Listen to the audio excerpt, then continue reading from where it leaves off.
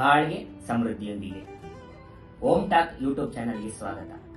ಈ ಹಿಂದೆ BP, sugar ಇನ್ನೂ ಹಲವಾರು ಕಾಯಿಲೆಗಳಿಗೆ ಕಾರಣ ಮತ್ತು ಅದಕ್ಕೆ ಆಧ್ಯಾತ್ಮಿಕತೆಯ ಮುಖಾಂತರ ಪರಿಹಾರವನ್ನು ಕೂಡ ತಿಳಿಸಿಕೊಟ್ಟಿದ್ದಾರೆ.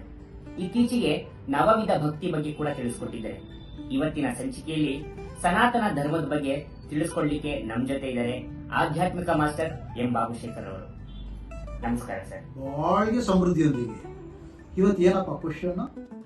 ಈ ಸನಾತನ ಧರ್ಮ ಅನ್ನೋದು ದೇಹದಾರಿಗಳಿಂದ ಸ್ಥಾಪನೆಯಾಗಿದ್ದ ಅಥವಾ ಪರಮಾತ್ಮನಿಂದ ಸ್ಥಾಪನೆಯಾಗಿದ್ದ?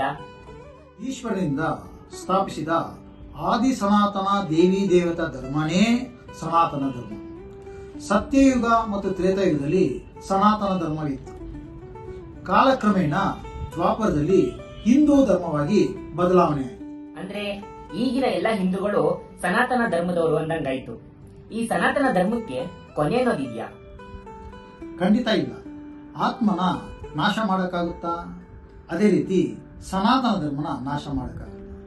ಆತ್ಮಕ್ಕೆ ಆದಿ ಮಧ್ಯ ಅಂತ್ಯ ಇಲ್ಲ. ಅದೇ ರೀತಿ ಸನಾತನ ಧರ್ಮವು ಭೂತಕಾಲದಲ್ಲಿ, ವರ್ತಮಾನ ಕಾಲದಲ್ಲಿ, ಭವಿಷ್ಯ ಕಾಲದಲ್ಲಿ ಯಾವಾಗಲೂ ಇರುವಂತದ್ದೇ. ಸನಾತನ ಧರ್ಮದವರು ಪ್ರಪಂಚದ ಮೂಲೆ ಮೂಲೆಗಳಲ್ಲೂ ಇದ್ದಾರೆ ಅಂದಂಗಾಯ್ತು. ನೀನು ಕುಂಭಮೇಳ ನೋಡಿದೀಯಾ? ಕುಂಭಮೇಳದಲ್ಲಿ ಕೋಟ್ಯಾನಿ ಕೋಟಿ ಸಾಧು ಸನ್ಯಾಸಿಗಳು ಬರ್ತಾರೆ. ಅವ್ರು ಹೆಂಗ್ ಬರ್ತಾರೆ, ಅವ್ರು ಹೆಂಗ್ ಮಾಯ ಆಗ್ತಾರೆ ಅಂತ ನಮ್ಗೆ ಗೊತ್ತಾಗಲ್ಲ. ಅವರೆಲ್ಲ ಸನಾತನ ಧರ್ಮದವರೇ. ಹೌದು ಮಾಸ್ಟರ್. ಕುಂಭಮೇಳದಲ್ಲಿ ಎಲ್ಲಾ ತರದ ಜನರು ಅಂದ್ರೆ ಅಧಿಕಾರಿಗಳಾಗಿರ್ಬಹುದು, ಶ್ರೀಮಂತರಾಗಿರ್ಬಹುದು, ಬಡವರಾಗಿರ್ಬಹುದು, ಎಲ್ಲರೂ ಬರ್ತಾರೆ. ಅಲ್ಲಿ ಯಾವುದೇ ತರದ ಜಾತಿ ಭೇದ ಇಲ್ವೇ ಇಲ್ಲ. ಸನಾತನ ಧರ್ಮದಲ್ಲಿ ಜಾತಿ ಭೇದವಿಲ್ಲ. ಎಲ್ಲರನ್ನು ಸಹೋದರ ದೃಷ್ಟಿಯಿಂದ ನೋಡುವುದೇ ಸನಾತನ ಧರ್ಮ.